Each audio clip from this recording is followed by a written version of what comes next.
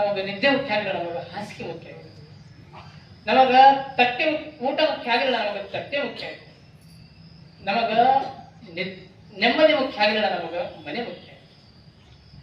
ನಮಗ ನಿದ್ದೆ ಮುಖ್ಯ ಆಯ್ತಂದ್ರ ಹಾಸಿಗೆ ನೋಡೋದ ಅವಶ್ಯಕತೆ ಇಲ್ಲ. ಒಬ್ಬ ರೈತನಿಗೆ ಅವನಿಗೆ ಹಾಸಿಗೆ ಮುಖ್ಯ, ನಿದ್ದೆ ಮುಖ್ಯ. ವನ ಹೆಂಟೆ ಸಮೇತ ನಿದ್ದೆ ಮಾಡ್ತಿರ್ತಾನೆ. ಅದು ಒಬ್ಬ ಶ್ರೀಮಂತ ಏನು ಬಂಗಾರದ ಮಂಚ, ಏನು ಗಾದಿ ಎಲ್ಲಾ ಮಾಡ್ತಾನಂದ್ರ ನಿದ್ದೆ ಬರುತ್ತಿಲ್ಲ.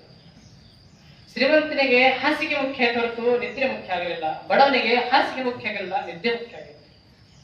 ಆಗ ಶ್ರೀಮಂತನಿಗೆ ತಟ್ಟೆ ಮುಖ್ಯ ಹೊರತು ಊಟ ಮುಖ್ಯ ಆಗಲಿಲ್ಲ, ಬಡವನಿಗೆ ತಟ್ಟೆ ಮುಖ್ಯ ಆಗಿಲ್ಲ, ಊಟ ಮುಖ್ಯ ಆಗಿಲ್ಲ.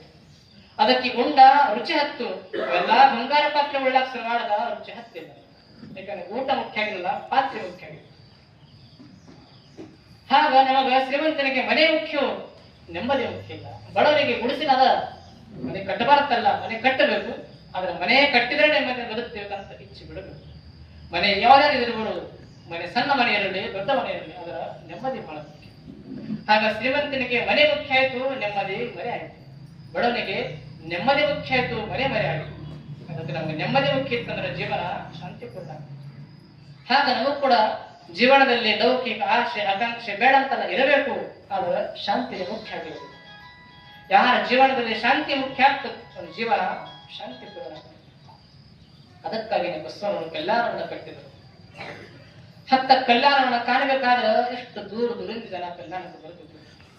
ಯಾಕೆ ಕಲ್ಯಾಣ ಅನ್ನೋದು ಬಂದವರಿಗೆಲ್ಲ ಕಲ್ಯಾಣ ಆಗ್ತದೆ ಅಂತ ಪವಿತ್ರ ಸ್ಥಾನ ಬಸವಣ್ಣ ಕಟ್ಟಿದ್ರು, ನಿರ್ಮಾಣ ಮಾಡಿದ್ರು.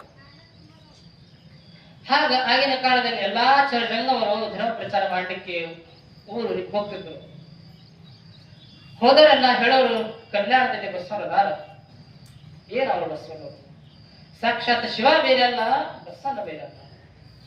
ಅದಕ್ಕೆ ಭಗವಂತನ ಕಾಣೋ ಇಚ್ಛೆ ಇರ್ಬೇಕಾಗಿತ್ತಂದ್ರ, ಶಾಂತಿ ಬದುಕನ್ನ ಸಾಗಿಸೋ ಇಚ್ಛೆ ಇತ್ತಂದ್ರ ಅವ್ರ ಜೀವನದಲ್ಲಿ ಒಮ್ಮೆ ಆದರ ಸಮೇತ ಕಲ್ಯಾಣಕ್ಕೆ ಹೋಗಬೇಕು. ಆ ಶಿವಸ್ವರೂಪರು ಅಂತ ಬಸವಣ್ಣ ಕಾರ್ಯ. ಯಾರ ಬಸವಣ್ಣ ಕಾಂತರ ಅವ್ರ ಜೀವನ ಶಾಂತಿ ಜೀವನ ಆಗ್ತದೆ, ನಮ್ಮ ಜೀವನ ಪರಿಪೂರ್ಣ ಆಗ್ತದೆ. ಈ ಮಾತನ್ನ ಇಷ್ಟ ಪ್ರಭಾವ ಬೀರ್ತು ಜನರ ಮೇಲೆ ಅನಿಸ್ತಾ ಇತ್ತು. ನಾವು ಕಲ್ಯಾಣ ಹೋಗಬೇಕು. ಹಾಗೂ ಚಿಕ್ಕ ಬಾಲಕಿ ಆದಂತ ಪ್ರೇಮ, ಶ್ರೀಮಂತಿಕೆ ಮನೆತನ, ಏನೂ ಕೊರತೆ ಇರಲಿಲ್ಲ.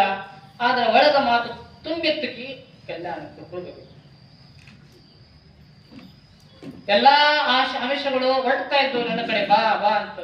ಎಲ್ಲ ಸಂಪತ್ತು, ಹೀಗೆ ಎಲ್ಲ ಐಶ್ವರ್ಯ ಕೆಂಪ ಹಾಸಿಗೆ ಚಾಚಿತ್ತು. ಆದರೆ ಕೆಂಪ ಹಾಸಿಗೆ ಅದನ್ನು ದೊರೆತ